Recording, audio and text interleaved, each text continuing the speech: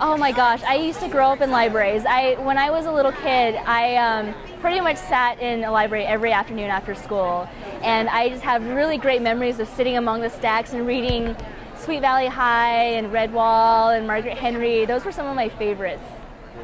They played such a big role because I was originally from China, and they helped me learn how to read.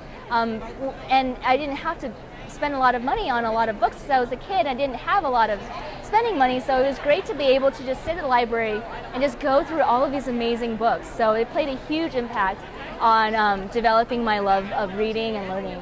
I did. I can't remember her name anymore, but she was this wonderful lady who was always at my library, and she always helped. I was always the kid with like the stack of books that I was checking out, and she would forgive me sometimes if, you know, it took me a while to get the books back, and she forgave the late fees, and it was just great. It was my little local library, and I loved it. Well, I've been to my local, I live in Pasadena now, and I've been to I love the Pasadena Public Library. It's amazing, it's gorgeous.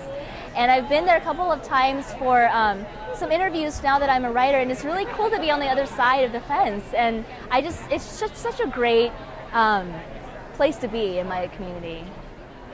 Of all the things that they should be cutting, they should not be cutting library funds. I mean, I feel like there's so many other places where they can try to save money, but cutting libraries is not one of them. I mean, libraries play such a big role in raising our kids, and I don't know if they're thinking long term when they're cutting those funds. I mean, those are repercussions that we'll feel for a long time. So I hope that's something that our lawmakers change in the future, that they remember that libraries play such a big role in raising our kids.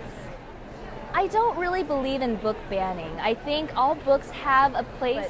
Banning a book outright seems to me like unnecessary censorship, and I think that in this day and age, we don't want to, especially in America, to censor any type of knowledge that could be out there.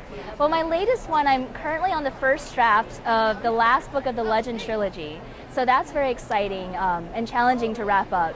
And other than that, I'm starting to work on a separate series that might go back to my fantasy roots, because I grew up reading a lot of fantasy, and it's still my first love, so I think that's where I'm going to be heading next.